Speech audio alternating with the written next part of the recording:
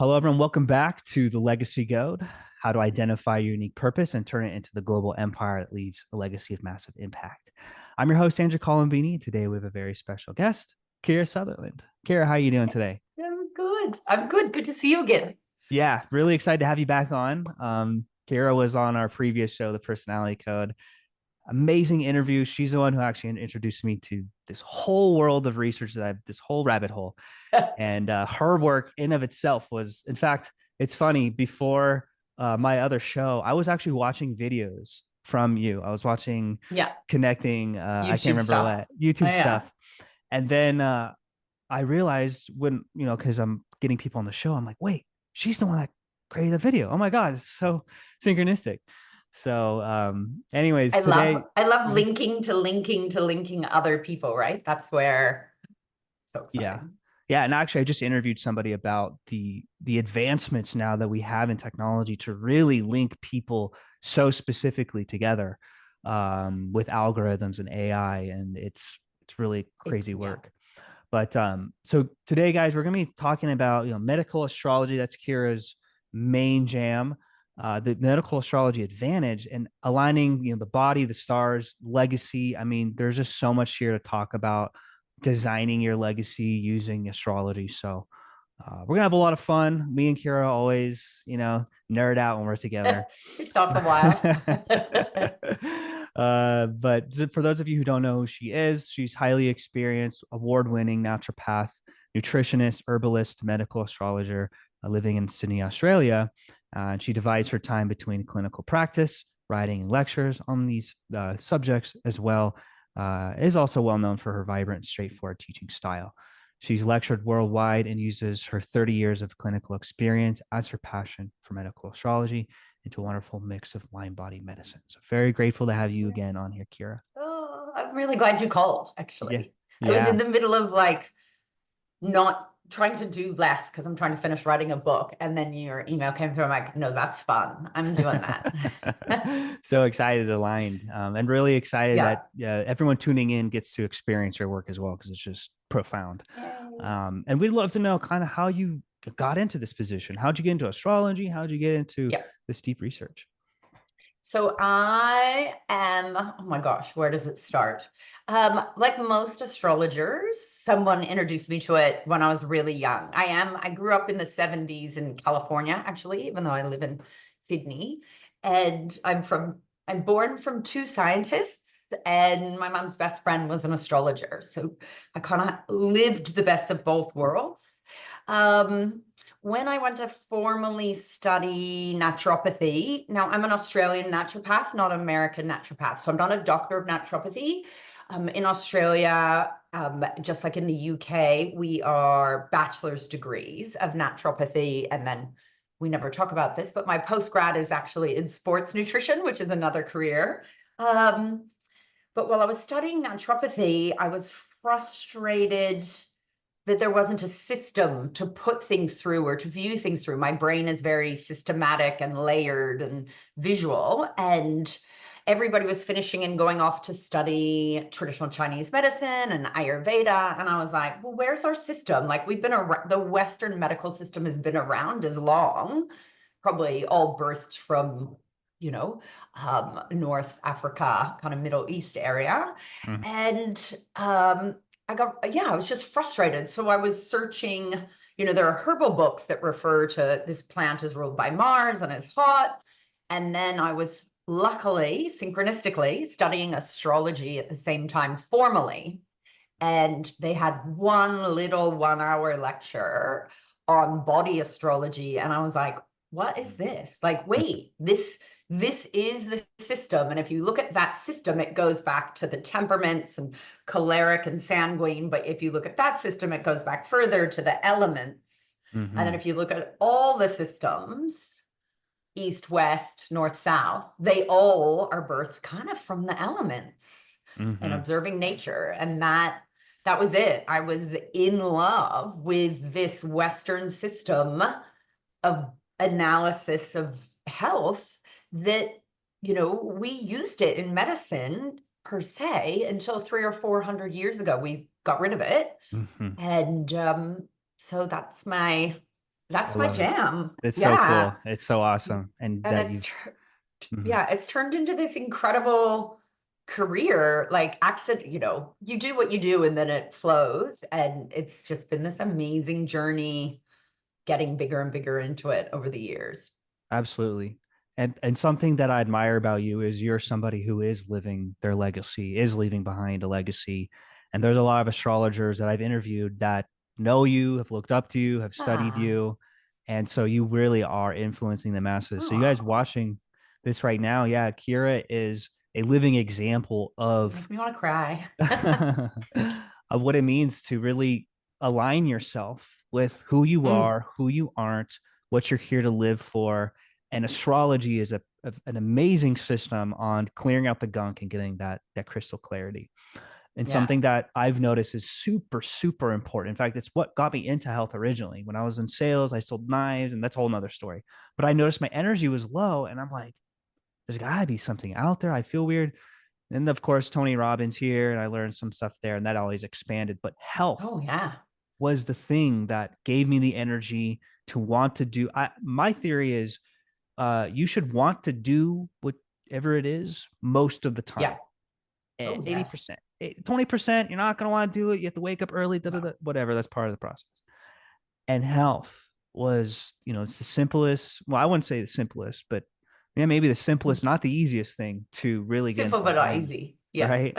And when we're designing, right, we're starting to identify our legacy. Now we're designing it. Like, how do we design our legacy, who we are, who we're supposed to be here, using medical astrology insights? Like, what would you Mm. say on that?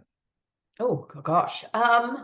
Look, just the way, oh my gosh, that was a big question. Yeah, The it's way, loaded. the legacy of medical astrology. Look, medical astrology is this beautiful, the way I explain it to people that don't know a lot about it is it's if you take the whole natal chart, not just like what's your sun sign, but the whole natal circular chart, I see that as like a blueprint of the energetics mathematically of what the universe was like the moment you incarnated. Mm, So it's, yes, you can talk spiritual and emotional and life path and direction, but it's also the blueprint of the strengths and weaknesses you were gifted in this lifetime to learn how to balance or to work on.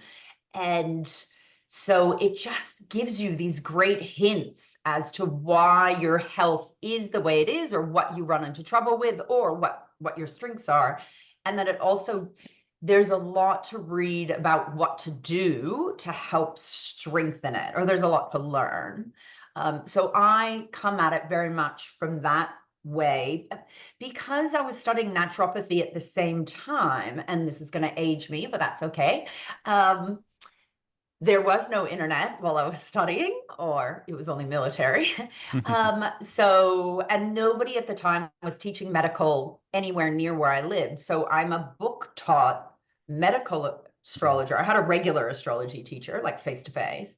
And so I kind of slowly learned to use it in clinical practice as it worked for me as a naturopath. So I don't break any rules of traditional medical astrology or Renaissance medical, which is the big area, but I use it in a very proactive way more than mm, historical, because the historical medical astrology is amazing and there's people that do that, oh my gosh, phenomenal. Whereas I'm an Aries, I'm very simple.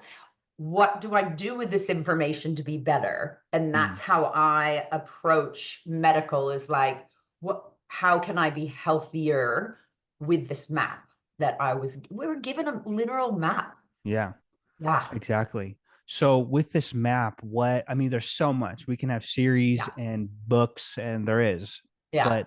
but what like if someone has this chart or maybe something basic that they can look at Yeah. in the chart that will give them clues as to like maybe how their energy is, foods they should steer towards, Yeah. their temperature, coldness, etc. Yeah. Yeah. So there's, oh my gosh, there's 80 things to look at. But, everybody knows their sun sign, which, you look up what date you were born and what sign it is. So your sun is like your core vitality or your core.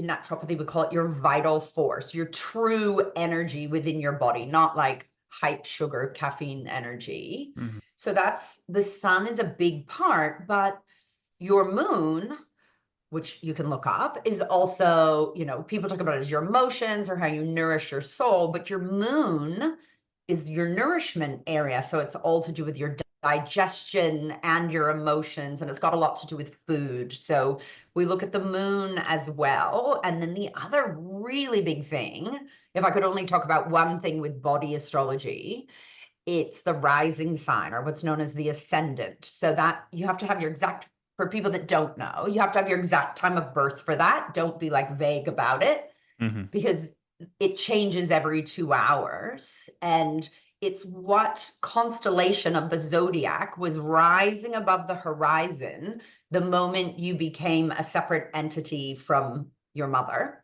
Mm-hmm. And that your rising sign, we talk about in regular astrology, it's like the filter you put things through, or it's the glasses that you see the world through, and it's what people see first when they meet you. You know, people are always like, oh, guess what sign I am? And I'm like, I literally cannot, because you will always present your rising sign first. Mm-hmm. So, but your rising sign or ascendant in medical astrology is what's in charge of your physical body. Mm. So you might be a Leo or a Sag, but your rising sign is, you know, Taurus, which is a Mm-hmm. very different energy. And so your rising sign, I guess if people could only do one thing from hearing my talk today with you, is look at the rising sign, because that's also the weakest area of the body. If we're Mm. talking like head is Aries, neck is Taurus, because it's your rising sign, as we say, is a doorway to the chart, but it's also, if it's your physical body, it's what we come into contact with the outside world. So Mm-hmm. all stress hits my rising sign first. Mm. Yeah. Does that make sense? Mm-hmm. Yeah. Interesting. So I guess the other way I talk about it is your rising sign is like, if we were all warriors Mm-hmm. with a shield, you can be a Viking warrior, Maasai warrior, wherever you want to be a warrior from. Your rising sign is the shield that you meet the environment with. I see. And it's how we protect ourselves, but it's also what takes the most hits. Interesting. It's almost like the epigenetics in a way, Yeah. would you say, Yes, where it like that is a nice way to put. I morphs hadn't it? thought about it that way, but it is. Yes. Yeah, which You creates know, your phenotype or some scientific yes, word. yes, yep. Genotype, what is it? Genotype plus epigenetics Equals is the pheno. phenotype. Yeah. Mm-hmm. Yeah. Takes me a while to get my head around that. But Yeah. yeah, Yeah. you know, and it's interesting because if the first house and the ascendant is your physical body, the 12th house is your epigenetics. Mm-hmm. Interesting. I don't, I would place it like in medical astrology or regular astrology, the 8th house is pure genetics. It's your DNA, it's what you inherit from your parents or your familial line. But the 12th house is considered what you've inherited from many generations that has been suppressed or not expressed. And your 12th house is what you're here in an epigenetic way to work on. Mm. I'm Yeah. glad you brought that up. And let's Wow. dive into that a little bit Yeah. too Oh, wow. of Yeah. I'm like, of I've never said epigenetics is the 12th, but I've explained it differently to that, but I've never put the word to it, but it completely fits. Like, yeah, ask the question. It's good. okay, yeah, no, My yeah. brain's just gone into 80 layers like Yeah, yours. no, I'll remember. I'll remember. What was it you're gonna Okay. say? So like when people come in, so the houses in medical astrology, you know, when you look at the chart for people, it's divided into 12 pieces of pie, and the houses represent different areas of our life. So it depends where the planets are, what areas. And it's what I'm actually 2 or 3 months away from finishing a book on medical astrology in the houses. So maybe this was a missing piece I needed to write on. I don't know. I will thank you for that. So first house is physical body. Sixth house is daily health, but it's also the house of illness. Mhm. Eighth is genetics, DNA, sex. 12th is what you've inherited from many lifetimes to express. But the 12th house, we don't see clearly in ourselves. Like if we're standing on our ascendant looking to our first house, which is the direction we look, the 12th house is directly behind you, Mhm. which means it's not in sight, it's hidden. So we have a hard time. It's a very ethereal, collective unconscious is also the 12th house, right? Mhm. So it's behind us and we can't quite see it ourselves, but it's often very obvious to everybody else. Mhm. So it has this whole meshing of we've been kind of handed from our ancestors stuff to work on Mhm. emotionally, physically, mentally, spiritually. And but it takes us our lifetime to figure that out. That's actually perfect because it came right into what I was Okay, thinking good. of what the things for here to work, the things we're here to work on. That's part of our Yes. legacy. Our legacy is not just one thing, but it's also cleaning up, healing, processing the things we're here to Yeah. work on, right? So you're saying in the 12th house, that's going to give us a lot of that information. Yes. I mean, the eighth is where we have to go deep psychologically and pull up deep, uncomfortable stuff. But the 12th, yeah, like people with certain planets in the 12th, um, often I will say, this is inherited. These are the 12. Let me back up to the 12th house in medical astrology is one of the weakest houses. It's the house of chronic illness. Hmm. It's the house, which is often inherited, by the way. Interesting. Um, if you think about it. Oh, obviously, I've been trying my hardest to finish this book, and obviously, you and I needed this conversation first. It's the 12th house traditionally rules hospitals, institutions where we're kind of locked away from the world, but it's also bed rest, like being like um, taking convalescence, taking time to rest and heal away from the world is 12th house. Hospitals, um, it's also jails, just so people know, where you lose who you are. You have no identity and you're not really in control. 12 chronic illness. It's also a very spiritual house. So it's got this weird, not weird, amazing combination of what it's in charge of, but medically chronic illness, immune system, kind of hard to, and mental, emotional health. Hmm. And you can see how that can be inherited from previous Oh generations. So yeah. sorry, I lost my train. I was going on a different train. So planets there, often you're like, well, you've inherited this from previous generations because they couldn't express it. They Yeah. were suppressed, whether it was, a female inherit, you have this matrilineal line. It doesn't even have to be to it could be inherited by any gender. Um, but often you see like females being suppressed in their expression of their beliefs or thoughts due Mm-hmm. to societal or religious reasons. And people are kind of gifted those to speak up Mm-hmm. Mm-hmm. um, and to get out. And if they don't, I find that that's sometimes where this chronic health holds us back because it's making us sit still or Yeah. be in bed to figure out how to shift that. Not always Interesting. tangible. The other thing, which is funny because I said it's behind you and you can't see it, but in another way, when you look at a chart, the ascendant to the 12th house is actually sunrise. So it's becoming visible. The 12th house you have to make visible to the sun and to the world, even though you can't see it well. So it's a tricky place.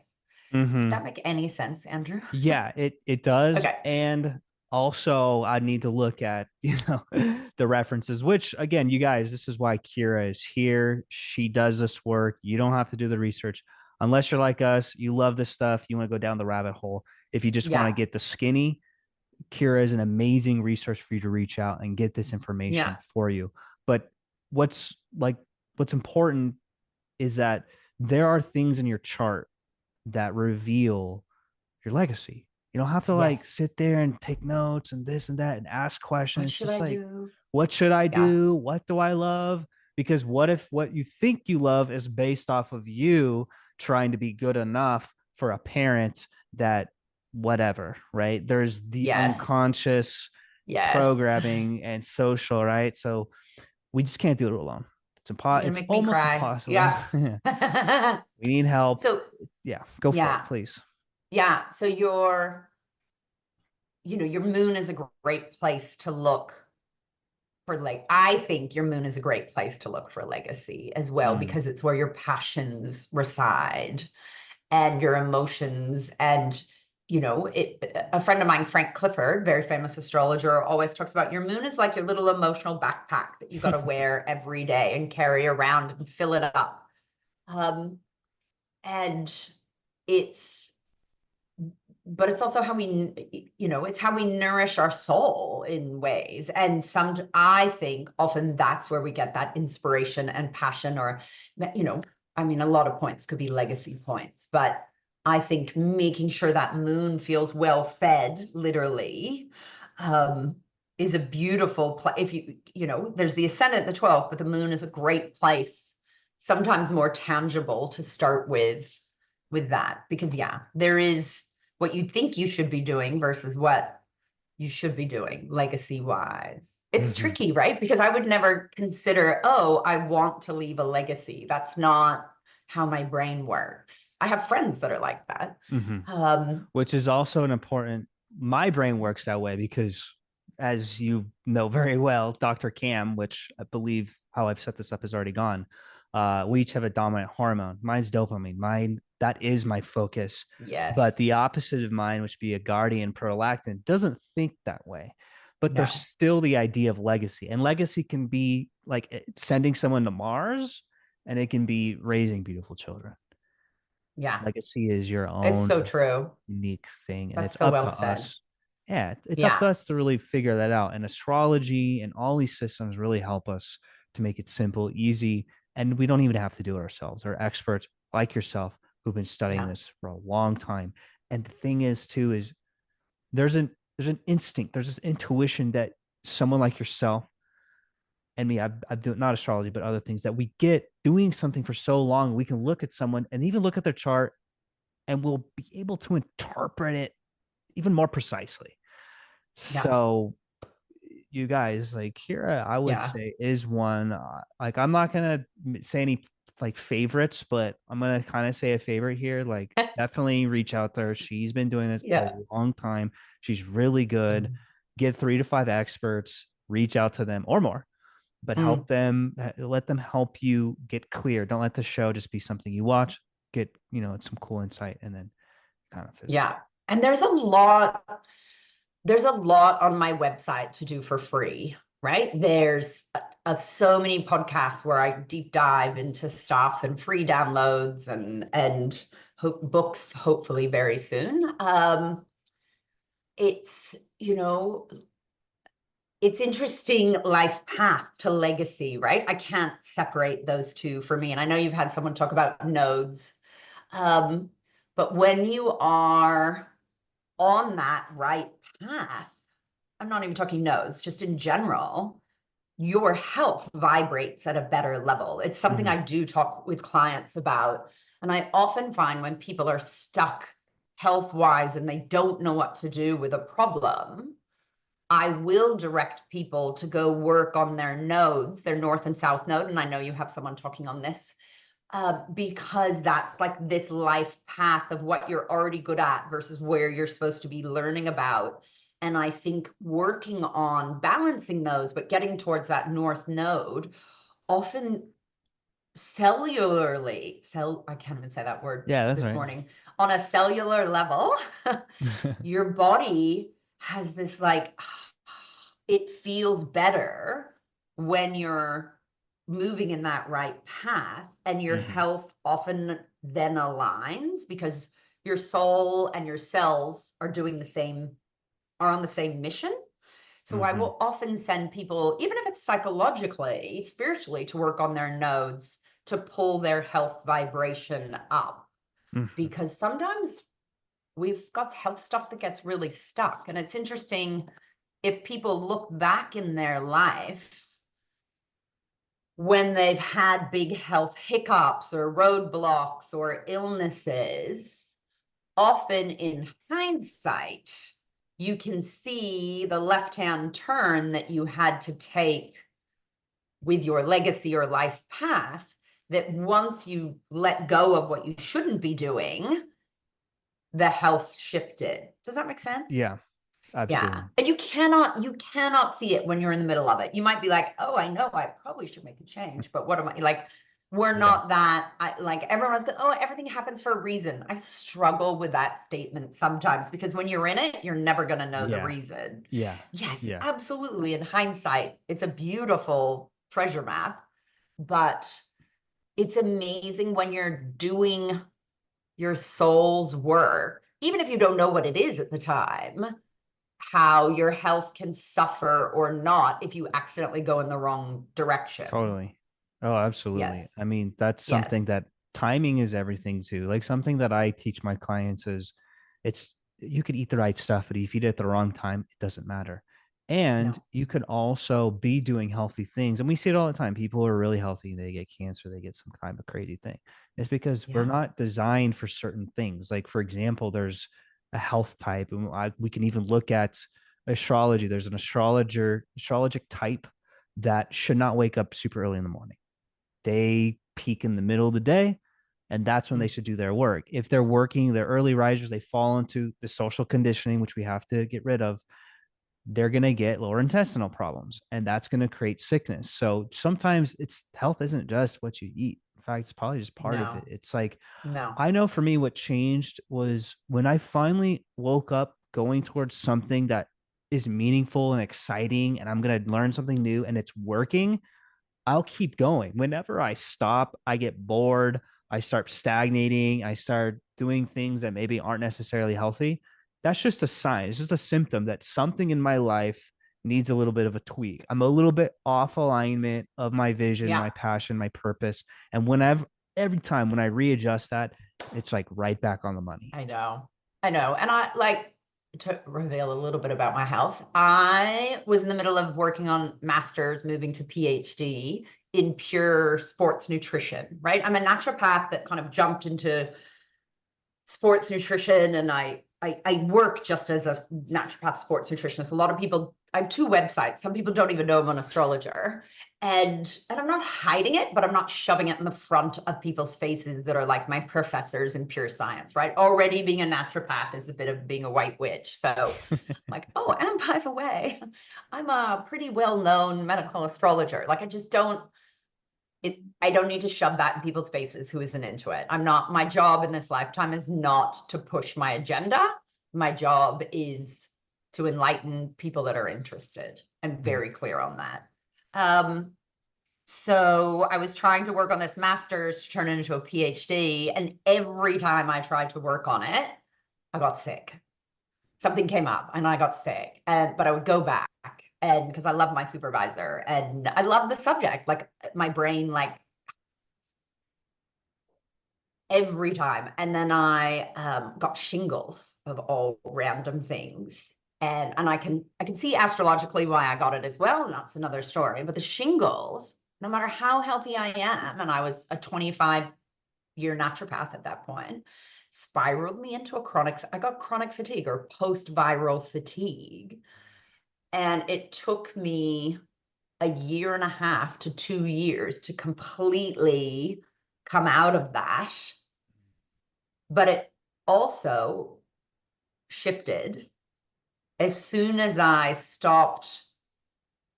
soon as I finally surrendered to not finishing my research project. I was like, I'm too sick. I can't do this. As soon as I took that brick and I put it in the pile that I wasn't going to work on, everything shifted. Mm-hmm. Even though I desperately want to do it, but maybe it was more my ego that wanted to do it. My brain wanted the info as well, but there was an ego part to that. Mm-hmm. And the minute I put that aside and surrendered to that, it like everything else, not just my health, but other things in work just catapulted at an extraordinary level. I didn't know. I was really sad. I had grief over letting that go, but all this other stuff, it was like, oh, obviously that's not even though I would have loved it, that's not my legacy. Yeah. This is my legacy, I guess. Yeah. Like if we're talking like, yeah, I'm that word, as much as I love it, yeah, I don't, like I said, I don't think about what I'm doing as a legacy. Yeah. Sure, sure. But that's a beautiful story that you shared. And like you It went was in so it, you painful. learned, like that's what makes it like I always like to say we turn our mess into our message. We have to go through it to be able to It learn was a it mess. truly. And then yeah, I have my stories too. Yeah. But it's beautiful that you came out on top. You learned a lot. Mm, And now that it's a reference point, it's something that you share yeah. consistently. And Yeah, huge. And you know, I think a lot of healers have that situation. It doesn't have to be cancer, it doesn't have to be life threatening, but a lot of healers process through their body first to get those bigger lessons. Or maybe I'm just not aware enough and I have to do it that way. I don't know. um, yeah, you learn. It also depends on your astrology, how you're going to learn. totally. So And that's I habitually will learn things through stumbling around on my own. Like, yeah, I have a yeah. lot of self-processing I have to do to learn stuff. And at the end of the day, it's hard to really know if that was should have or shouldn't have happened. Like we don't really know the flow of life, but it's absolutely irresponsible not to observe it. And that's why I love all Yeah, these systems. yeah, You have a free gift, and we would yes. love to know what that free gift is. So the free gift, it's the nutritional one this time, isn't it? All right. Yes. So, isn't it? It is. I have Um, two. okay. What? Let me see here. Oh, I'll have The to resend nutrition you my and link. Yeah, yeah, it's nutrition nutrition. and medical astrology. Yeah. So last time we did kind of a general medical astrology table chart, but I went more specific this time, and it's a couple pages. It's a download. So you just follow the link and download the PDFs, and it's 3 pages of table.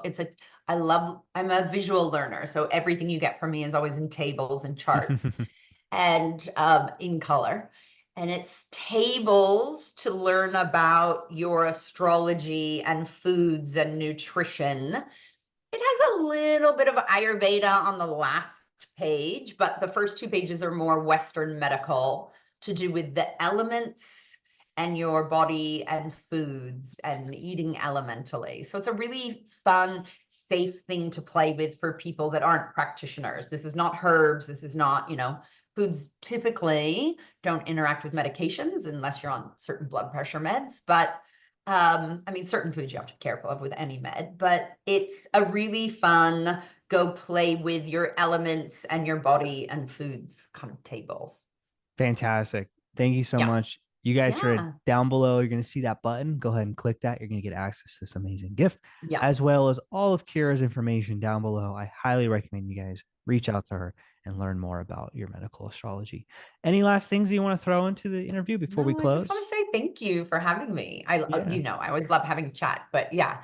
And thank you everybody for looking at different ways that your body expresses. There's so much, and if we have that spiritual bent to our lives, we get very caught up in the emotional, spiritual, mental, but everybody, I guess my big thing is you need to remember you're in a physical body and you have to take care of it, right? The vehicle that it's holding everything else. So please take the time to take care of the physical. Such good words. Thank you so much Mm. for that. Thanks for joining. And everyone else, thanks for tuning in. I know you guys grabbed some really cool information. Again, make sure to stack this with all the other experts prior and build as we move through the show together. And I'm looking forward to seeing you guys on the next one. I'm Andrew Colombini. I'll see you then.